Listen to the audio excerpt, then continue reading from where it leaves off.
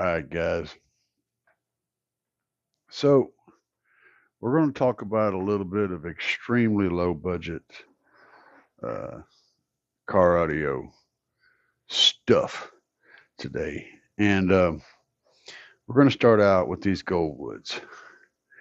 These guys are the Goldwood 6028 8 ohm subs, or not subs, they're mid bass. But you can get these in a 4 ohm also, and they run around $30. So these guys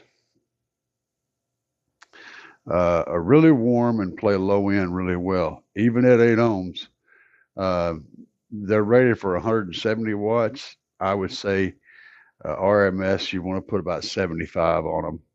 And that's going to depend, of course, on your amplifier. So if your amplifier is capable of 150 watts at 4 ohms, it's going to push out about 75 at 8 ohms, somewhere in that range.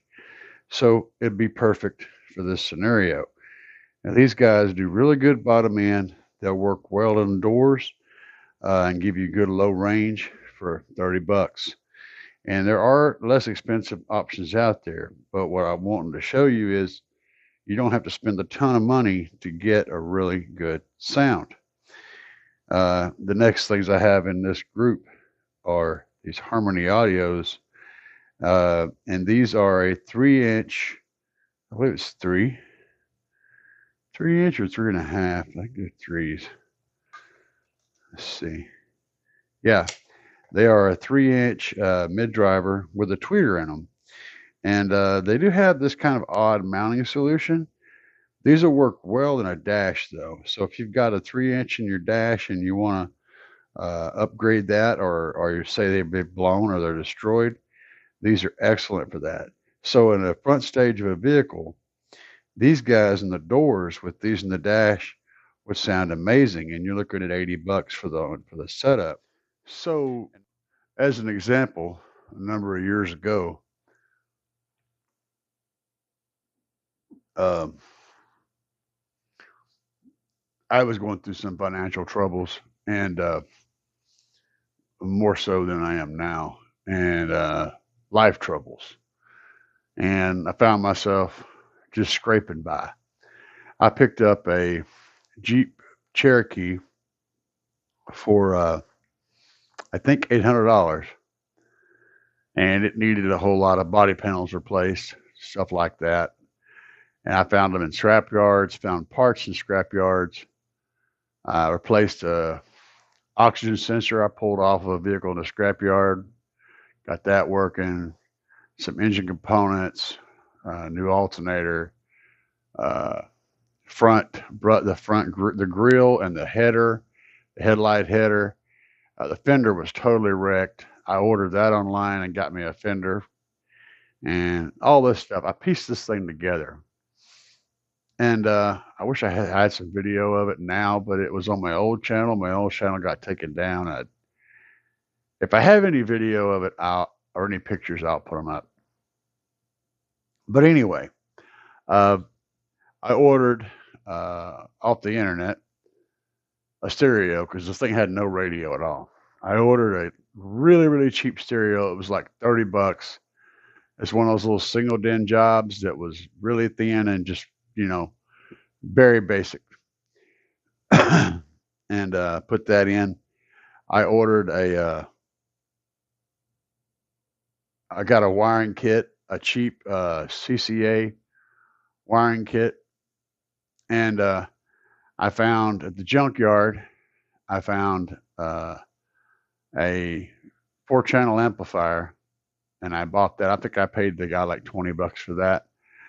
I don't even remember what it was. It may have been a Boss 4-channel. I don't remember. It was really cheap. And then I found at the Goodwill, I got a pretty good size subwoofer that would go with a home theater system. I think it was like a 10-inch sub, pretty good box. It was fairly well built, pretty sturdy. And I pieced together stuff like this, right? What I ended up putting in the doors was some Alpine Type S drivers that I grabbed at a sale at the car audio store. They had them on sale, and I got them really cheap. Um, and I put a pair of Rockford Fosgate T1 tweeters up there in the dash, alongside some. I don't remember what the name brand was, but it was some little guys like these little in the dash. It was just pieced together, pawn shops, Goodwill, sales, people getting rid of stuff, trades, and I pieced together a setup in there.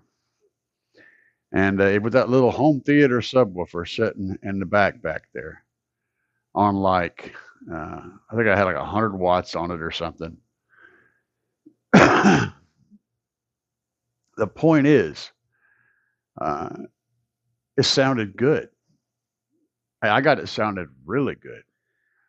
In today's world, it's all about throwing money at a problem. And that isn't always the solution I mean, it is a solution, but it isn't the solution, not for everybody. Ultimately, it's more about your craftsmanship. So you may go to the salvage yard and pull some speaker wire out of a truck, pull some phone cable or extension cord wire or whatever you can find to piece together a system. I mean, copper is copper, right? But if you take the time to install it well, to insulate your connections and to make everything neat and tidy, sound deaden with whatever you can, that's expandofoam, whatever. Do it all right as you do it and make it neat and take your time with it. You're going to end up with a much better system than if somebody went and spent thousands of dollars and bought all this stuff and then just threw it in a vehicle.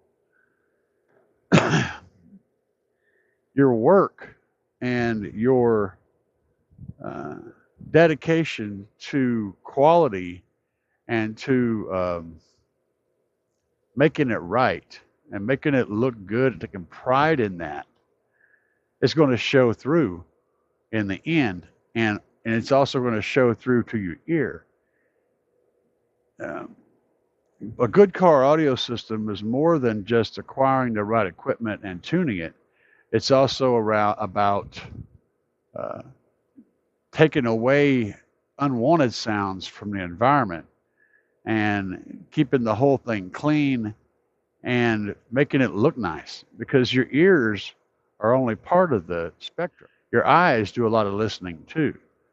When you get in a vehicle where everything is super neat and super tidy and looks really clean and stock-ish, you automatically have a mindset that this was a well-installed system. It's a well-done setup.